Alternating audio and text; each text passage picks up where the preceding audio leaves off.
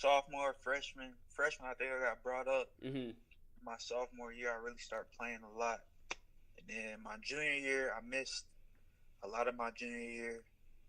And then my senior year, it was like I didn't know where I was going with Mm-hmm. football. Yeah. Like I really thought I was going to sign to Oklahoma State. There was a lot of recruitment from there, but once I sent them my grades, it was over with. Yeah.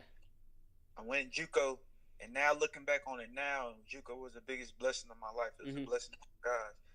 If I could go back and celebrate the day I signed JUCO, I would have. But I was so heartbroken that I wasn't signed at Yeah. D1 that I signed at maybe 12 o'clock that night my letter of intent to JUCO. But the whole process of junior college, it helped me mature mentally and physically. Mm-hmm. It put me around people from different backgrounds, around people that had it way worse than I did. And it built leadership and communication skills as I had to talk to different people. I had to help lead different types of people. Okay, and I feel like the best coaching style to separate yourself as a coach Mm-hmm. is learning each individual's player learning ways, or Mm-hmm. feel what I'm saying? Like, so my biggest thing is as a leader is let's walk together, not come walk with me. I'm not better than anybody. Mm-hmm. I lead. I got my flaws just like you got your flaws. And so that was the biggest thing in JUCO. And them is all my brothers forever for life. I love them boys. That's awesome. So, and while you were there, man, you had a lot of success. You were offensive conference MVP last season, conference champ. So overall in the JUCO experience, what would you say is your best memory? The struggle just living in them dorm rooms, not knowing when that D1 offer was gonna come, or is that D1 offer gonna come. Yeah. It was just it's almost like working without knowing what's gonna come. Like Mm-hmm. you hear every year that when you in the JUCO system, it's almost like hearing about prison. Like Mm-hmm. you ain't never been there, you can just only hear so much about it. Mm-hmm. But like so, the JUCO struggle is like you working for something so hard, so much, not knowing what the end result was going to be. So Like you what? can only pray and hope. Yeah. So what was it like getting that offer from Utah State? And I don't know. Like, did you have other offers, or what was it Yeah. that drew you to Utah State? Like I probably had 15 other offers, Mm-hmm. So but yeah, what was it about Utah State that separated them from the others? okay. Utah State, it was going to help me develop as a football player Mm-hmm. and a man off the field. So if you don't know nothing about Logan, Utah, it's a Mormon state, Mm-hmm. and Mormonism is the religion, and it's just a whole different atmosphere Yeah. out there. So you got to learn how to talk to different people and be around a different group of people. And so once I got out there on my visit, it was just so different that I liked it. Mm-hmm. I've never seen mountains before. I've never been in the cold to where it's just snowing all the time. Yeah. And then the strength coach, Coach Dave Shows, once I talked to him, it was like the cherry on the top that set it off. Yeah. I knew where I was going once I talked to him. He's going to help develop my body and take me to the next level, and that's exactly what it did.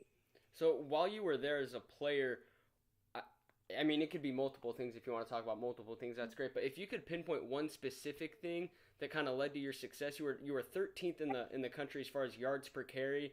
I know you led the Mountain West in yards after contact with 5. So like, what was it that went into your success and the overall grind? So I've been at the D1 level and then the JUCO level.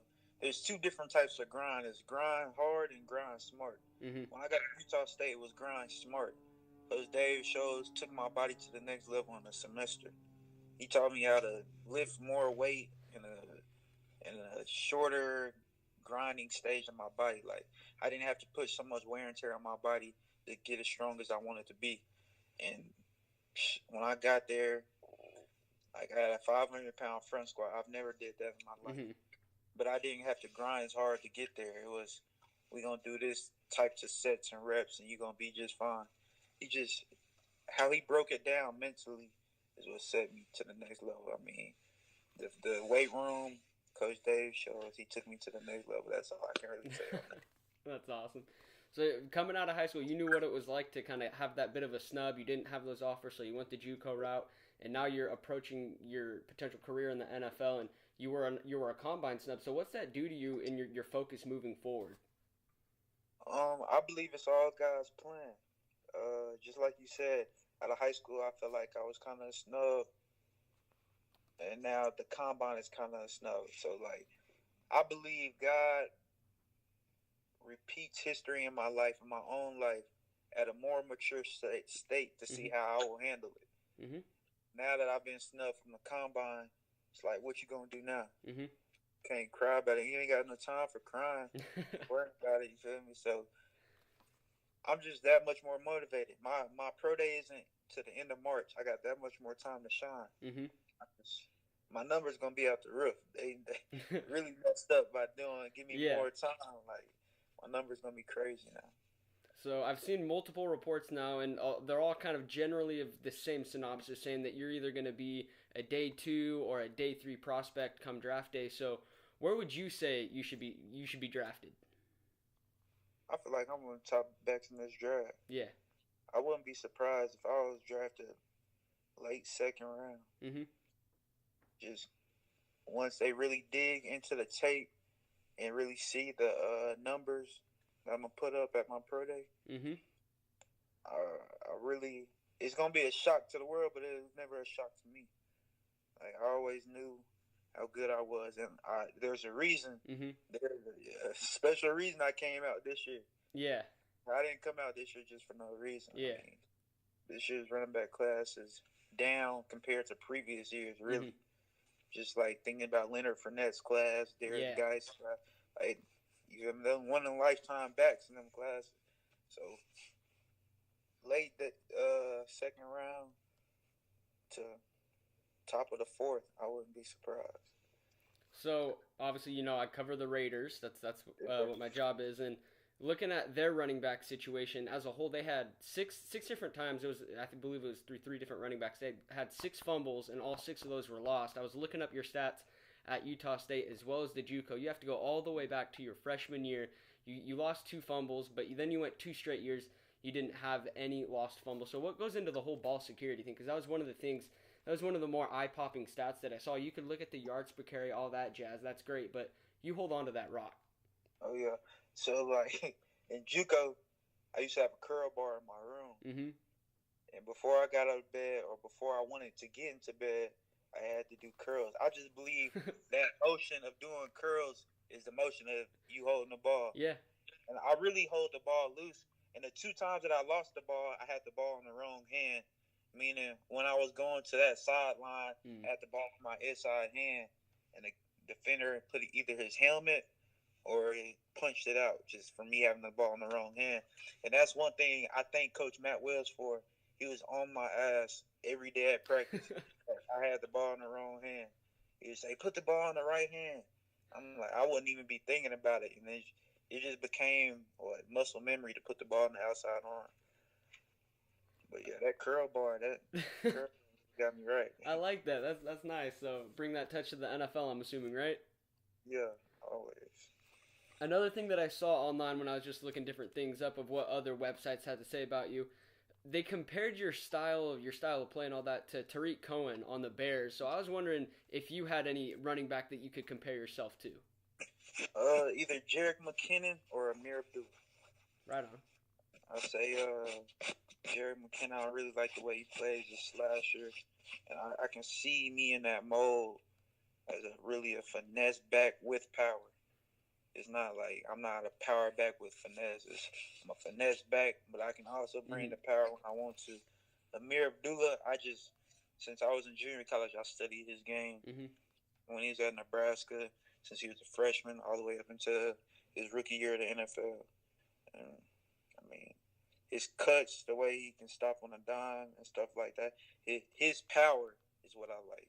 So, I mean, anyone could look at, and I'm sure you do and other people do as well, they look at what these other websites and what do they have to say about you. So would you classify yourself as a every down running back or situational type of guy? What would you say about your style of play? I'm an every down running back, but people might not say that I am because of my size. Mm-hmm. I'm not small. I'm short. That's Okay. it. You know what I'm saying? So if I was 5'11", then what would they say? Mm-hmm. If I was 6 foot, I mean, go back to high school. If I was 5'11", 200 in high school, I'll be at Alabama right now. If I was 5'10", I would be at Alabama. But I stand 5'8", and I mean that's kind of knocking me up until this point. But once I start playing, and once I get a chance to show what kind of player I am, I think that I'll just cancel out all that. Just like Philip Lindsay. Mm-hmm. I love the backs like that, the underdogs that got to Yep. prove themselves year in and year out. And he went undrafted and now he's a Pro Bowl. Mm-hmm.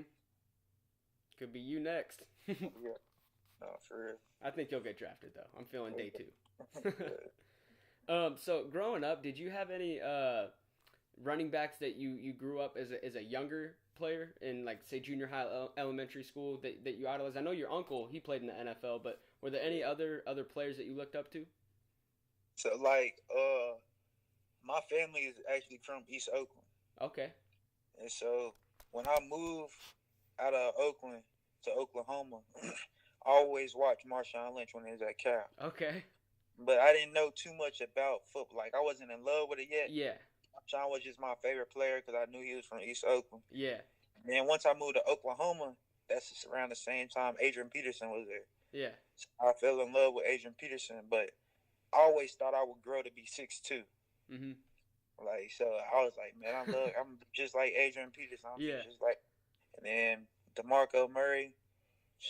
I I ain't have a grandfather when I was growing up, so my next door neighbor, his grandfather was damn near mine. Mm-hmm. He took us to OU games, and I got to see Adrian Peterson, DeMarco Murray in person, so I fell in love with OU football. Man, that's awesome. That's what's up.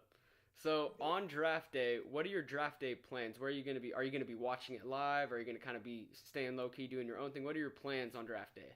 I guess it's 3 days now. So yeah, really, I might still be training, to be honest with you. Mm-hmm. I might let my agent and my family worry about all that other stuff, because ultimately, all my life it's been, I want to play in the NFL. It's not been, I want to get drafted here and there.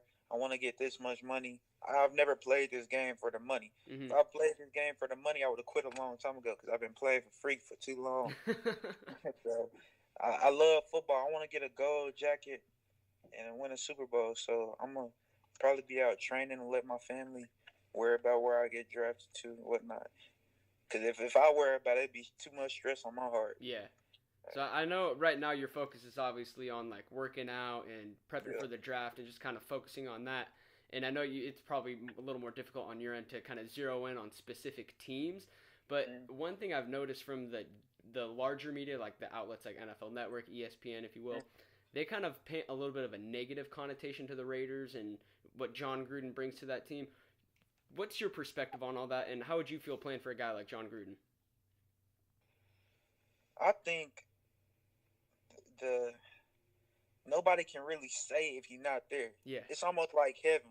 You read about it, you hear about it, you ain't never been there. Yeah.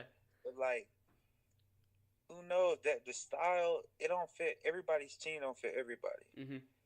Like, I feel like the Raiders is almost like the old Raiders. It's just the old school Raider team, and they trying to get it back to that. I could see myself playing there definitely. Just being behind a vet, Marshawn Lynch, learning the game, and then just taking over John Gruden. It's kind of different because what he was doing just last year, or was it? He just got there last year, 2 years ago. Yeah, last year. So, I definitely think he's in the right position to change the team. Nice.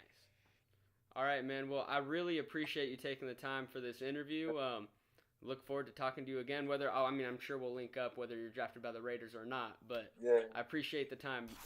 Yes, sir. I appreciate it. All right. See ya.